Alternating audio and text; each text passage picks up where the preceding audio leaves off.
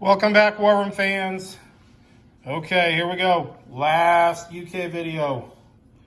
So we're just going to go over some of the things we haven't covered before and try to briefly cover production and maybe some of the other just little ideas we laid out with the UK strategies. So hopefully I laid out a good foundation to build up from with London Calling, the Middle Earth, and the Anzac, and those counterpunch ideas. You know, get you guys thinking about it. You know, coming up with your own plans. You know, maybe just doing one of them and then building off of that and making your own UK war plan. So how we're going to end this video is I want to briefly talk about just the construction side, not specifically what to build, but kind of what I think you guys should keep an eye on. So remember when we did Middle Earth, we're building five units, period, in India. It's written in stone. And the main reason why you want to do that is so at least you know on turn 2 you got 10 guys here.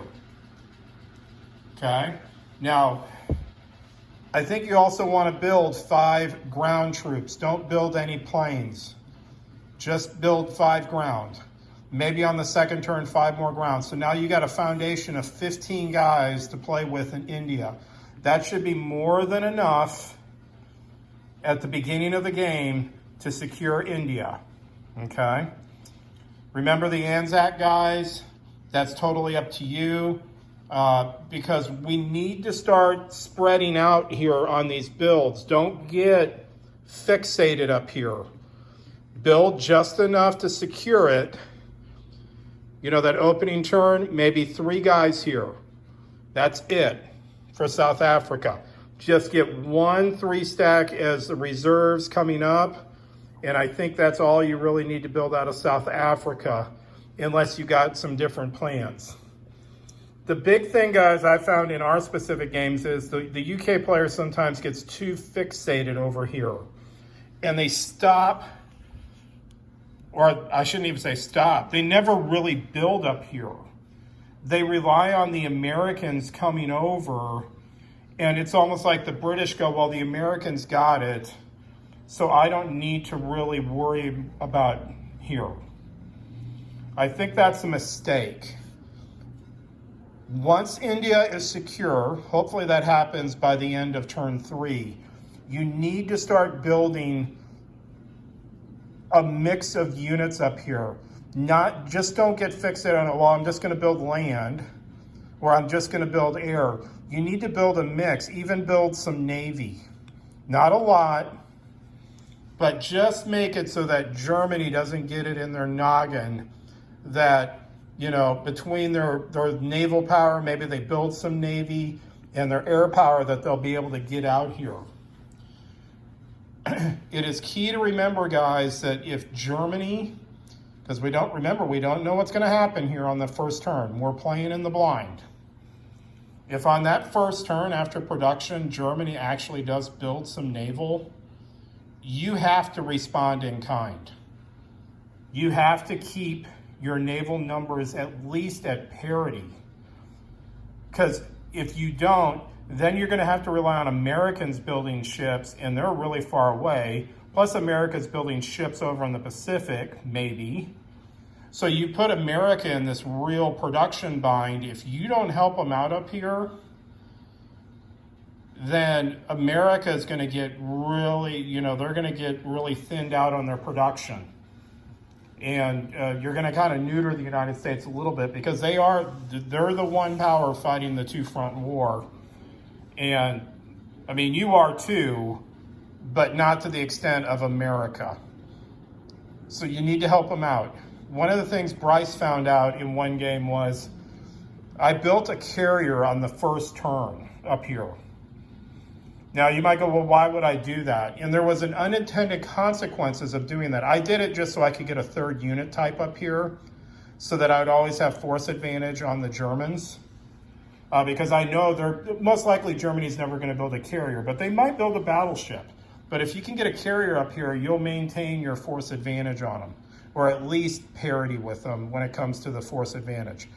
But the side effect we found out is if you have a carrier here and A5 is cleared out, they don't have any naval units out here, every turn you get a free attack on this bubble right here.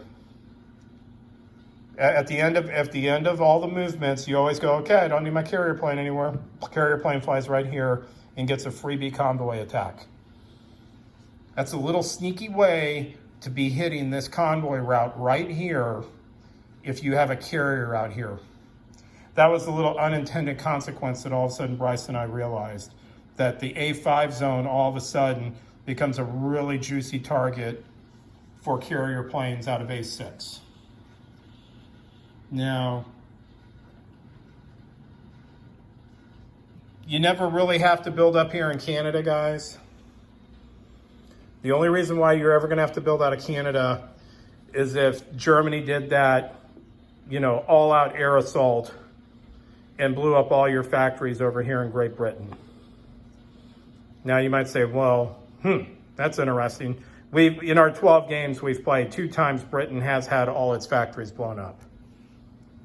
And that never bodes well for the Allies. If all these factories are gone,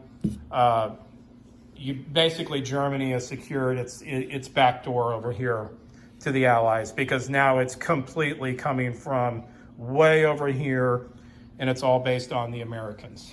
Okay? So I think, I'll end it on, we've laid the foundation. You guys have seen my plans that I laid out.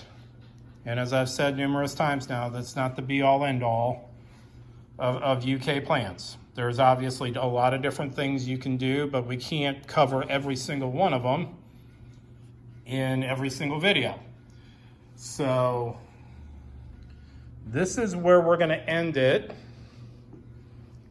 And hopefully this helps you guys out. And I want to get some feedback once you guys start playing the games. Did you try any of these strategies? Did you try it but put your own twist on it? Give me some feedback. Did you think it was a good twist, a bad twist?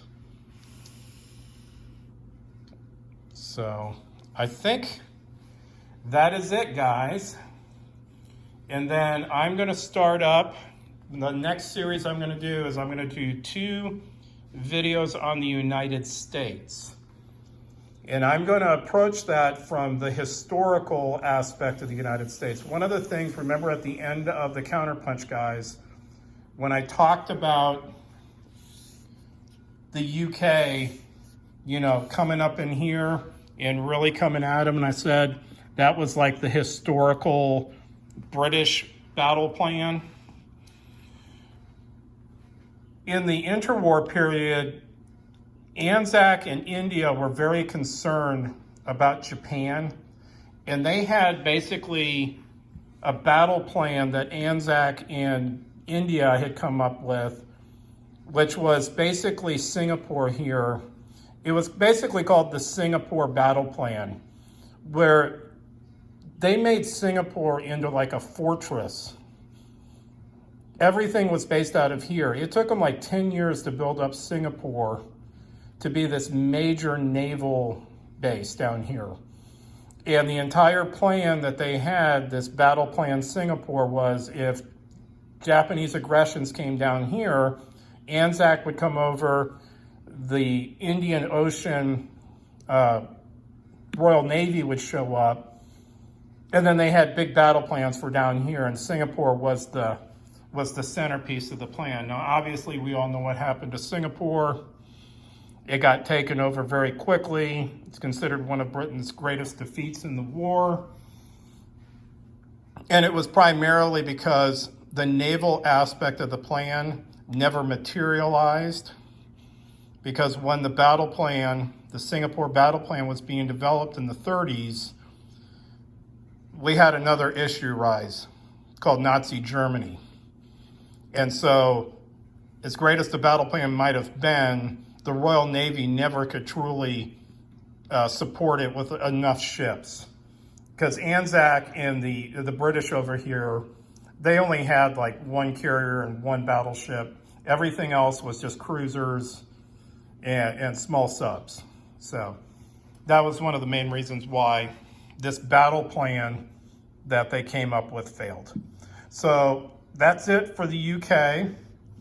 And next video is gonna be United States War Plan Orange. That was their interwar war plan to go after Japan first strategy. And we're gonna go over that and how the board is set up historically to do War Plan Orange. Talk to you guys later. Bye.